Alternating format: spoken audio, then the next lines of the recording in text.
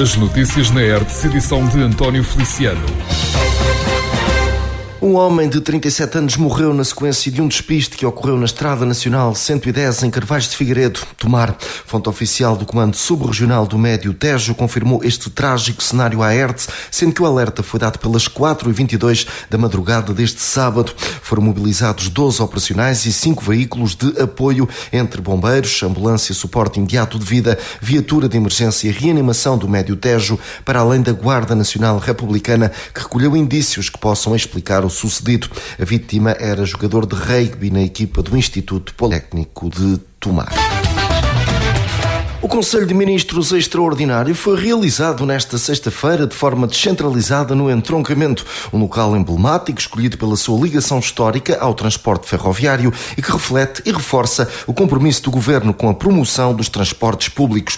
Foi na cidade ferroviária que ficou aprovado o novo passe verde e importantes medidas na área da mobilidade e da transição energética. O Presidente da Câmara do Entroncamento, Jorge Faria, na sua intervenção, referiu as boas relações com as entidades ligadas à ferrovia, que têm sido parceiros importantes no desenvolvimento das políticas públicas, e destacou projetos conjuntos como a reabilitação do património habitacional e ferroviário. O autarca aproveitou a oportunidade para afirmar que, apesar destas parcerias, não há a capacidade de concretizar a grande ambição da cidade, que é a reabilitação e a modernização da estação ferroviária. É seguramente uma das grandes ambições da comunidade, reforçou o autarca. Jorge Faria disse ainda que, infelizmente, nos últimos meses, há registro para um crescimento significativo de episódios de insegurança provocados por um reduzido grupo de indivíduos que, em resultado da atuação das forças de segurança, apesar do seu reduzido número, a maioria já se encontra em prisão preventiva. Nesse sentido, reforçou mais uma vez as diligências para aumentar o número de efetivos no Conselho, referindo que bem sabe da dificuldade com os efetivos das forças de segurança, que é um problema nacional, advertiu, mas que em boa hora o Governo que o Primeiro-Ministro preside tomou medidas que o Entroncamento apoia, que permitem reter e captar novos agentes. Mas Jorge Faria não deixou de solicitar o reforço do efetivo da PSP na cidade, porque, sem dúvida, há um dos menores rácios de polícias por 1000 habitantes a nível nacional. Rádio Hertz, a primeira a informar.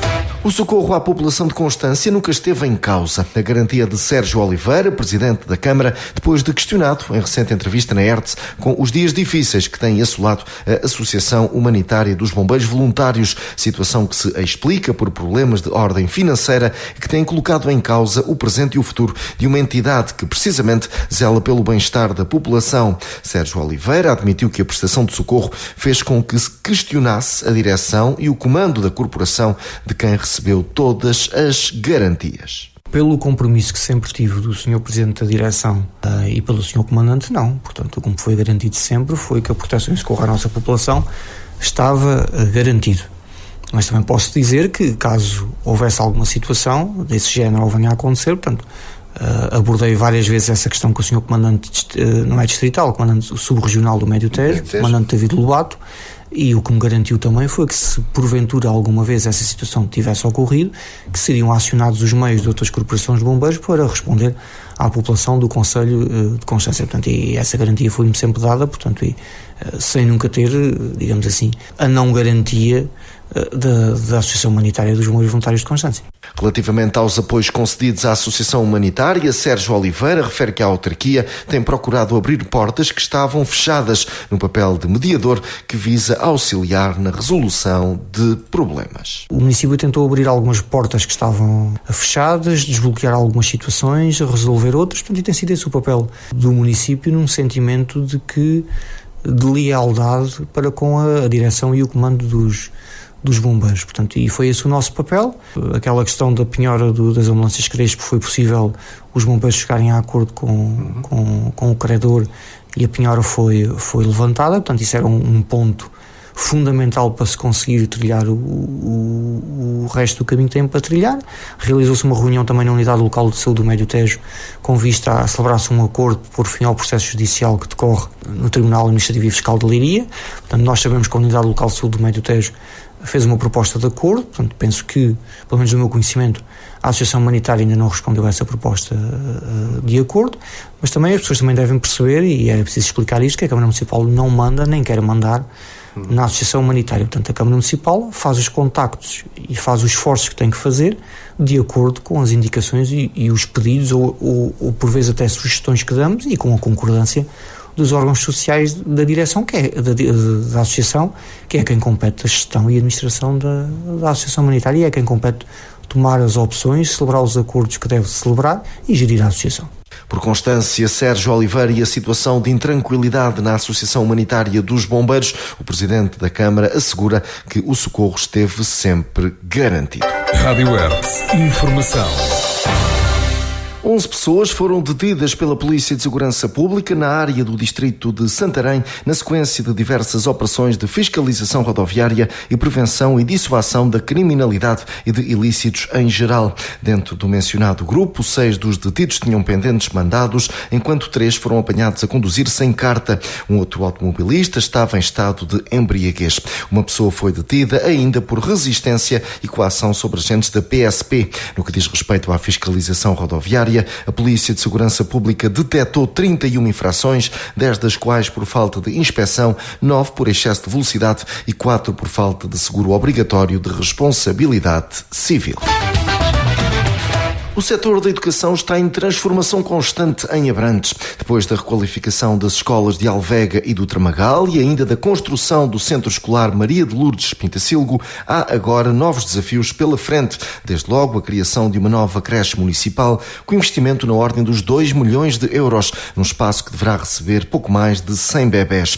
Há ainda a necessidade de ver nascer uma nova Escola Superior de Tecnologia que aguarda pela certeza de financiamento através do Fundo de Transição Justa, sendo que, ainda pelo ensino superior, a Câmara vai investir 2,6 milhões numa nova residência para estudantes. Manuel Valamatos, presidente da Câmara de Abrantes, em entrevista na Hertz, fala de um setor que tem sempre algo por fazer, congratulando-se com o crescente aumento do número de alunos. Como referido, parte das atenções estão agora centradas numa nova Escola Superior de Tecnologia que ainda aguarda por financiamento. Precisamos, obviamente, urgentemente de uma escola, como sabe, desde o início da Escola Superior de Tecnologia de Abrantes que se fala de uma nova escola. A escola foi implantada ali com a perspectiva de no futuro ter umas instalações novas. Já decorreram 25 anos e isso não aconteceu, mas desta vez temos o projeto feito, aprovado nas especialidades e na sua configuração enquanto projeto. Nós precisamos mesmo é do financiamento, que acreditamos que está muito para breve. Acreditamos que o Fundo de Transição Justa nos pode deixar essa marca no território, não apenas em Abrantes, porque a Escola Superior de Tecnologia é importante no contexto do Médio Tejo e valoriza o Instituto Politécnico de Tomar na sua abrangência e na sua universalidade, e acreditamos muito que esse investimento vai ser feito. A par disso, de facto, já entramos em obra com a nova creche, uma creche para 100 crianças, sensivelmente, mas vai criar seguramente 25 ou 30 postos de trabalho. E é isso, é um trabalho permanente, desde a infância até ao ensino superior. E nós acreditamos que com esta creche e também com a nova Escola Superior de Tecnologia, verdadeiramente ficamos e com as intervenções que temos vindo a fazer, e sempre algumas que ainda estão por fazer, eu acho que temos um parque ao nível da educação de excelência. É isso mesmo o termo. Como digo, as obras que fazemos hoje, daqui a 2 ou 3 anos, já carecem de renovação e de manutenção, se quiser, e isso está sempre a acontecer. Foi por isso que disse, é a nossa vida a funcionar em pleno, é o universo a manifestar-se. Mas nós acreditamos que com a creche, que já iniciaram as obras, e com o projeto da Escola Superior de Tecnologia, ficamos com um parque desde da infância ao ensino superior, um parque escolar digamos, de excelência, com excelentes condições. Por Abrantes, educação em constante transformação no Conselho, creche municipal e nova Escola Superior de Tecnologia são prioridades para o Presidente Manuel Valamato. Rádio Hertz, a primeira a informar. Alvaiazer já tem em marcha mais uma edição, a 20ª, do Festival Gastronómico dedicado ao Xíxaro. Não faltam motivos de interesse para visitar este concelho do distrito de Leiria, bem próximo do Médio Tejo, sendo que a programação contempla atividades tão diversas como música, tasquinhas, a cargo das associações e ainda 19 restaurantes aderentes à iniciativa, para além de espaços dedicados aos mais novos, assim como exposições, desporto e, claro, demonstrações de show cooking. O festival tem entrada livre. A inauguração oficial decorreu na Casa Municipal da Cultura, sessão onde a ERTS marcou presença. Sessão essa presidida por Hernani Dias, secretário de Estado da Administração Local e Ordenamento do Território. Registro para o habitual período de intervenções. João Paulo Guerreiro, presidente da Câmara de Alvaiazer, disse que o festival já criou uma identidade muito própria, uma marca que o concelho tem reforçado ano após ano. O autarca aproveitou a presença do governante para pedir simplicidade de processos e referiu-se às limitações de gestão do território, lamentando que a Agência Portuguesa do Ambiente e o Instituto da Conservação da Natureza e Florestas mandem mais no território do que quem ali vive. O caso de Alvaiazer é porventura um caso ainda mais especial, porque nós temos 54% do nosso território em rede Natura 2000. E eu, enquanto autarca, sinto-me diminuído para conseguir gerir esse território, porque existem imensos organismos, a APA, o ICNF, que mandam mais nesse território do que nós que aqui vivemos diariamente. Eles, porventura, fazem o melhor que podem, mas eles não têm o conhecimento daquilo que são as nossas dificuldades e criam-nos constrangimentos a vários níveis. O Sr. Presidente da Assembleia falou aqui na questão dos incêndios. O próprio ICNF não sabe muito bem, porque também temos dois departamentos, um da conservação, outro da floresta, e criam-nos constrangimentos a essa área, mas não só, criam-nos constrangimentos na construção, criam-nos constrangimentos na implantação de empresas. Nós temos procura de empresas que querem vir para o nosso território e não temos espaço para as colocar, e os alvezarenses às vezes não entendem, não nós, mas os executivos anteriores foram, de certa forma, obrigados a colocar áreas de acolhimento empresarial em zonas que são de maior densidade populacional, e as pessoas não percebem porque é que vão pôr fábricas ao pé de casa quando temos quilómetros quadrados de território que não é utilizado. Hernani Dias fechou a sessão, ele que confessou estar pela primeira vez em Alvaiazer e elogiou o papel dos autarcas, respondendo ainda aos alertas de João Paulo Guerreiro, desde logo com mudanças ao nível das finanças locais e da descentralização. Hoje este governo que está em funções tem vindo a dar esse sinal muito positivo de resolução, de diálogo inclusivamente, mas sobretudo de resolução dos problemas que afetam os nossos cidadãos a nível nacional.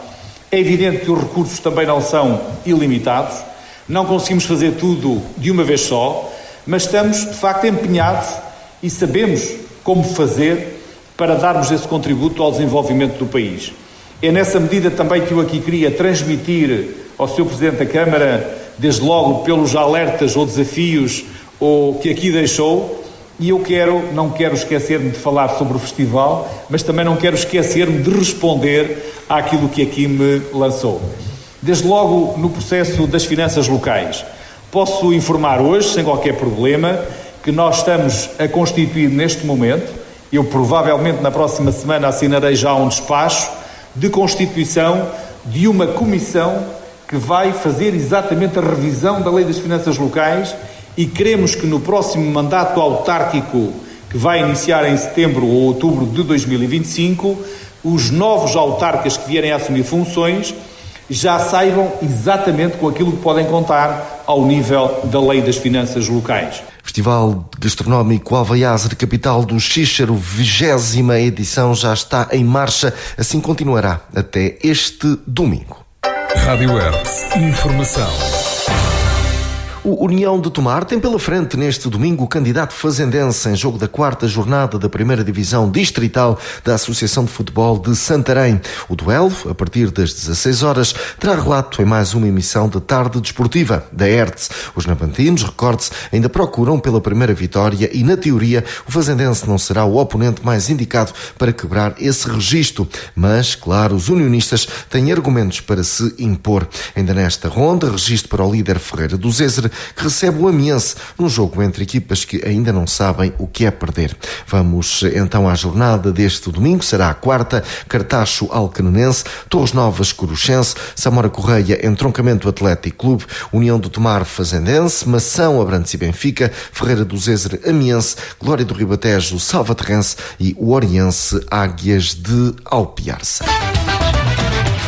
Um homem de 41 anos foi detido pela Polícia de Segurança Pública nas Caldas da Rainha para cumprimento de uma pena de prisão de 3 anos e meio. Está em causa violência doméstica sobre a sua companheira de 47 anos. O indivíduo foi conduzido ao estabelecimento prisional de Caldas da Rainha. Em esclarecimento, o Comando Distrital de Leiria da PSP refere que em 2024 procedeu a 22 detenções e registrou 368 denúncias por violência doméstica.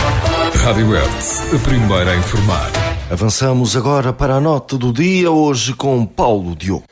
Contrariamente ao indicado pelos cenários centrais ou mesmo médios de todas as projeções, a população residente em Portugal entrou numa tendência de crescimento e não de decréscimo. Temos hoje o maior número de residentes das últimas décadas, 10,6 milhões. E a população cresce devido a saldos migratórios favoráveis, uma vez que a diferença entre nascimentos e óbitos, o saldo natural, continua negativa.